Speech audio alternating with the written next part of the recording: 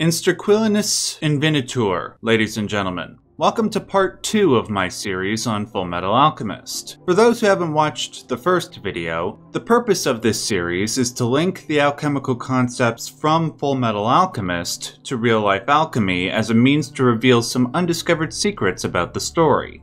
Last time, I revealed Truth's real name as it pertains to alchemy, as well as several other references the show makes to a real-life alchemist named Paracelsus. For today's video, I will be giving exclusive attention to the character known as Father, also known as the Dwarf in the Flask, also known as Homunculus. I teased in the first video that, like Truth, Father has an alchemical name, one that was not Homunculus. I will reveal that name in a moment, but first, I want to make one quick correction to something that I said in the first video.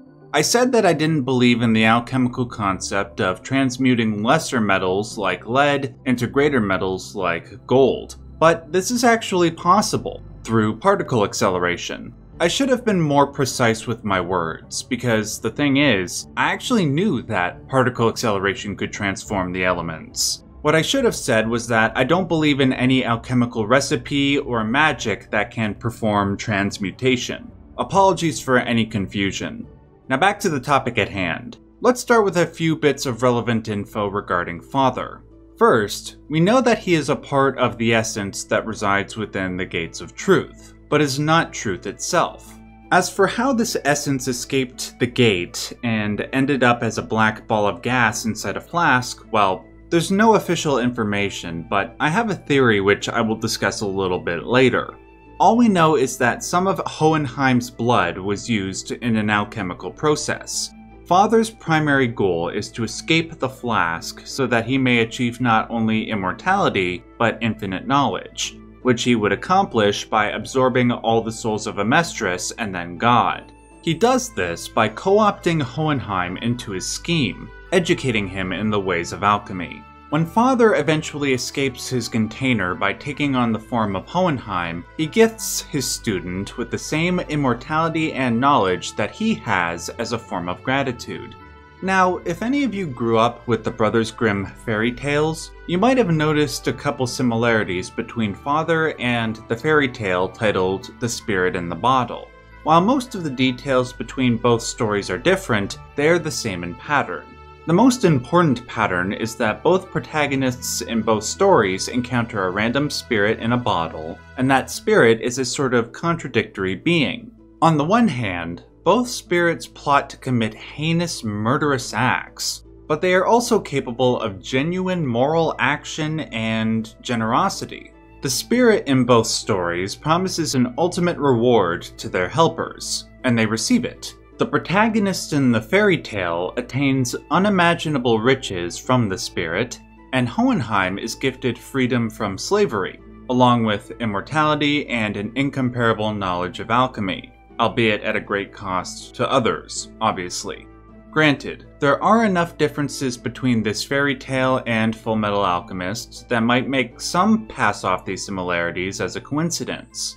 However, there is one key clue in the fairy tale that convinces me, beyond all shadow of a doubt, that Arakawa drew inspiration from this story specifically.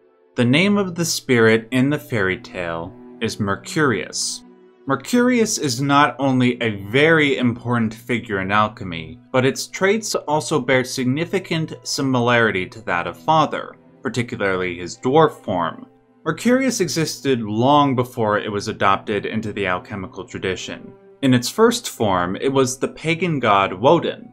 When the Greeks and the Romans encountered the Germanic tribes, they identified their shared god of Hermes/Mercury with Woden, hence the name Mercurius. Mercurius, like those other gods, was an ethereal being that connected every aspect of the world together. He was a world soul, or anima mundi, as Paracelsus would say. Basically, Mercurius's entire being reflected the Hermetic dictum that FMA references in episode 12, which of course is all is one and one is all. In this case, Mercurius is the all, and we, as individuals, are the one.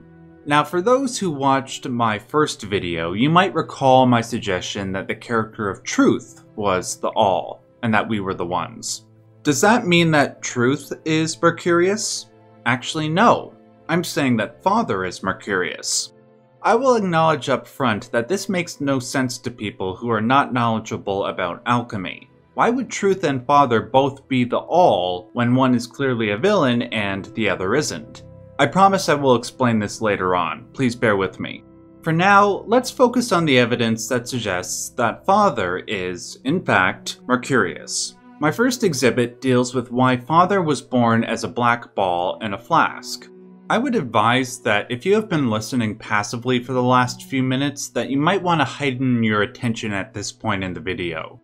So, while Mercurius was the soul of the world, he was also the soul of the universe, binding and penetrating every aspect, holding it together like glue. The alchemists viewed the cosmos just like our world, as spherical. The Latin word they used to reference the cosmos and Mercurius simultaneously was rotundum. This is why there are several depictions of Mercurius either standing on top of a sphere or inside a spherical flask. The question that inevitably arises from this is why any alchemist, particularly the one serving the former king in Fullmetal Alchemist, would want to capture Mercurius in a flask. From this point in the video all the way to the end, I'm going to be blowing your mind, so get ready. If you have been following my channel for a while, particularly my other videos on alchemy, you will have heard me reference the concept of the prima materia, which is Latin for first matter. The prima materia is the first ingredient every real-life alchemist must use when preparing the Philosopher's Stone. It is a piece of Mercurius, of the World Soul, of the Rotundum. It is the void of space, which existed at the beginning of time and gave birth to all of its contents, hence the name First Matter. Depending on which alchemist you talk to, there can be 3, 4, 7, 12, 14, or more steps to produce the Philosopher's Stone. If we go with the 7-step process, the prima materia obviously signifies the first step. What also must be noted is that the 7-step process proceeded in conjunction with our knowledge of the solar system at the time, along with the metals that those planets represented. In the 7-step program, the first step represented the planet Saturn and the metal lead. The hope here is that by step 7, that Saturn would transmute into the sun, the lead into gold, and the prima materia into the Philosopher's Stone. In respect to Mercurius, he is heavily identified with both lead and Saturn. Given this information, we might be able to glean what Hohenheim's former master, the one he was a slave to, was trying to do with the dwarf in the flask. As we know, Philosopher's Stones are created in FMA via human souls, but I theorize that Hohenheim's master was trying to find a way to create one without human sacrifice. How he attained a piece of prima materia is unknown, but I have no doubt it was done so that he could follow the 7-step process. I want to come back to the thing I teased a couple of minutes ago, regarding the connection between Truth and Father. I will repeat the question I asked before. How can Truth and Father both be the All when one is a villain and one is not? Well, depending on which culture you grew up in, the answer to this question might be very easy or very difficult to accept. The answer is that both Truth and Father are like yin and yang, chaos and order. They are of the same substance, partaking of and balancing one another. Where certain Western religions are adamant about no form of evil coming from their highest deity, Eastern religions and Hermetic traditions see them as equivalent forces. In regards to Mercurius, the alchemists saw him as a divine emanation harmonious with God's own being. The stress they laid on his capacity for self-generation, self-transformation, self-reproduction, and self-destruction contradicts the idea that he is a created being. It is therefore only logical when Paracelsus and Dorn, another famous alchemist, state that the prima materia is an incredium and a principle co-eternal with God. We know that Father is of the same substance as truth. The only difference is Father is the yin, or chaos, and truth is the yang, or order. There is one other difference between the two that is of significance, but I will come back to that in a second. I would like to turn your attention back to the previous quote, specifically the part regarding Mercurius's ability to self-generate and self-destroy. There is a ubiquitous symbol in alchemy that references this power, the Ouroboros, which you all might recognize as the snake or dragon eating its own tail. This symbol references the state of being at the beginning of time, when the universe was nothing but void, prima materia. In this void, life and death were unified in paradoxical fashion, which is why the snake remains alive despite the fact that it is simultaneously killing itself. In the FMA anime, we see the offspring of Father, the homunculi, bear a similar power, which works harmoniously with their bearing of the Ouroboros tattoos. Note also the intersecting triangles. Apparently the design of these triangles was changed from the original manga, which I can only imagine was done as to not offend certain religious groups. In the original manga, the intersecting triangles look closer to that of the Star of David, or Seal of Solomon. In the Hermetic and alchemical traditions, these intersecting triangles represent another paradoxical union, that of fire and water. And yes, the union of these two elements is characteristic of Mercurius. I will conclude in two parts. First, I will provide a few comments on FMA's depiction of the homunculi. This will be my favorite part of the video because I'm going to loop what I say about homunculi back to everything else I've said up until this point. So, the depiction of homunculi in the series differs somewhat from the true alchemical conception. The first mention of a homunculus in real-life alchemy came from our beloved Paracelsus. His recipe for a homunculus, no joke, involves the placing of human sperm into a gourd, which is then placed inside a horse's dung. Which, not gonna lie, sounds like a rejected concept for a badass Cronenberg feature. In FMA, the production of a homunculus is completed by breaking off a piece of Father's Philosopher's Stone, and sticking that piece into the body of another human being. Here, we see Arakawa demonstrate her expertise with the alchemical doctrine, because the homunculi are actually identified with the Philosopher's Stone itself. In the four-stage alchemical process, the originally chaotic arcane substance, the prima materia, finally attained to unity, to the one, the lapis, which at the same time was an homunculus. Just in case you don't know, lapis is Latin for stone, and in the context of alchemy, lapis almost always refers to the lapis philosophorum, the Philosopher's Stone. The second and final part of my conclusion will bring things back to truth and Father, to the key difference that I teased between them. Though they are of the same substance, though they are both the all, Father is nonetheless evil, and truth is not.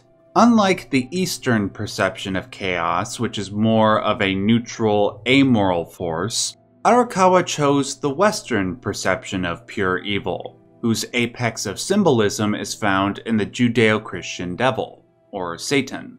Like Satan, Father wished to be like God, or greater than God, and sought to do so by attaining infinite knowledge. This pursuit forced the God of the Bible to cast Satan out of heaven. While it's unknown if truth forced Father out of the heavenly gate, he nonetheless found himself isolated from his original abode. Coming back to Mercurius, he is also linked with the devil. Both Mercurius and Father have a tendency towards deceit. Both have the ability to shapeshift, which is often characteristic of evil beings. These and other reasons, like the association with chaos and the color black, make the association appropriate. And to cap things off, I'm going to throw in one last thing that I couldn't fit into any other part of the video. Remember in the last video when I said that truth was based on the Jewish concept of the primordial man, named Adam Kadmon? Get this, Adam Kadmon was hermaphroditic. Guess who else is hermaphroditic? I'm not even going to say it out loud, just read it on the screen. This proves beyond all shadow of a doubt that Father is the Mercurius of the alchemists, a deity that the alchemists viewed as coexistent yet separate from the God that fathered Jesus Christ, as well as the God of Full Metal Alchemist. The fact that Arakawa was able to make such a complicated being like Mercurius somewhat coherent and compelling, while also making it her own, demonstrates her credentials as a true, modern alchemist. And the best thing of all is that there is so much more of her brilliance that I have yet to present. Make sure to stay tuned for many more videos in this series. If you like this video, make sure to give it a like if, in fact, you do believe in the law of equivalent exchange. Make sure to subscribe so you don't miss any future videos. And if you like the in-depth analysis that I do on this channel, please consider supporting me on Patreon. I will leave a link to my Patreon in the description box below. Thanks for watching, and until next time, stay yellow.